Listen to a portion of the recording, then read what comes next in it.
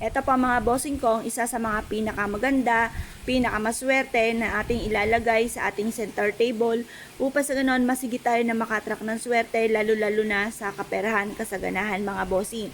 Ngayon pa mga bossing, lagyan nyo po ito ng barya pero itong ating uh, bigas, pwede nyo naman itong isaing uli basta hugasan nyo lang itong mabuti. Yung barya mga bossing ko ay isa sa mga subok na proven na napakaswerte lalo-lalo na pagdating sa usapin ng kaperahan mga bossing. Ayan po, sa tagal na po niya na meron na po siya mga bukbok mga bossing. Kaya gawin po natin para hindi masayang po ito, hugasan natin itong mabuti yung ating pong bigas. Pwede naman natin siyang isaing pumuli.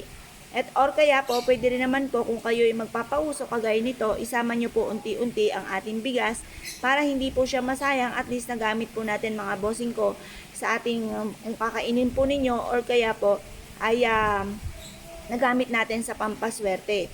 Subok po ito na napakaswerte basta't may 100% kang paniniwala sa mga ganitong mga pamamaraan. Ngayon pa mga bossing, ang ating barya ay isa sa mga pinakamainam na gamitin natin pampaswerte upang sa ganon ay higit tayo na makatrack ng swerte lalo-lalo na tungkol sa usapin ng pera. Ang barya ay metal, sinasabi nila na kapag gumamit ka ng metal ay masigit daw po kayo na makaka-attract ng swerte sa pera. Kasi ang metal mga bossing ko ay hindi nababasag, siya po mga bossing ko ay matibay, na nihahalin tulad din po sa mas magiging fighter tayo sa hamon ng buhay. Tapos ang silver ay nagtataboy ng mga kamalasan, ang gold ay for abundance mga bossing. Tapos yung ating barya naman na may rose gold na 20 pesos, ang rose gold mabilis na solusyon sa mga problema at mabilis din na maka-attract ng swerte lalo na sa pera. Ngayon pa mga bossing, mag-wish lang kayo na hawak nyo po itong boteng ito. Kahit maliit na bote lamang, mag-wish ka na sa pamamagitan nito ay magtutuloy-tuloy ang pasok ng swerte. Hindi na kayo muling mamalasin pa, puro swerte ang darating sa buhay ninyo. At ito po ay mapapasin ninyo na lagi kayo i-aadya ko sa lagi kayo ay suswertihin.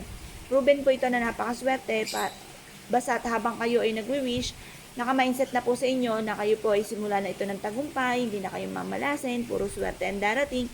Ganun po, kasi kapag kayo gumagawa ng pampaswerte tapos nasa isipan nyo ay pangit din po mga magaganap kasi makapangyarihan ng ating isipan, ng ating salitain at ang ating pandama. Kaya habang kayo gumagawa ng mga pampaswerte, nasa isipan po ninyo panay mga magaganda na simula na ito ng tagumpay at hindi na kayo muli mamumblema pa tungkol sa usapin ng pera. Ito po, paborito ko ito. Kung mapapasin ninyo, di ba may mga bukbuk na nga po siya. Matagal na po siya nung pagsalubong ng 2023, nakalagay na po siya dito sa aking lamesa mga bossing.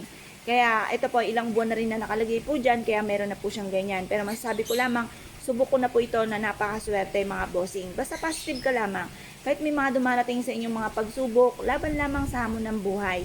Lagi kayong hingi ng dasal, lagi kayong hingi ng gabay na kayo po ay matapos na kung ano man ang mga pagsubok na pinagdadaanan at makamtan nyo lahat ang inyo po mga pinapangarap.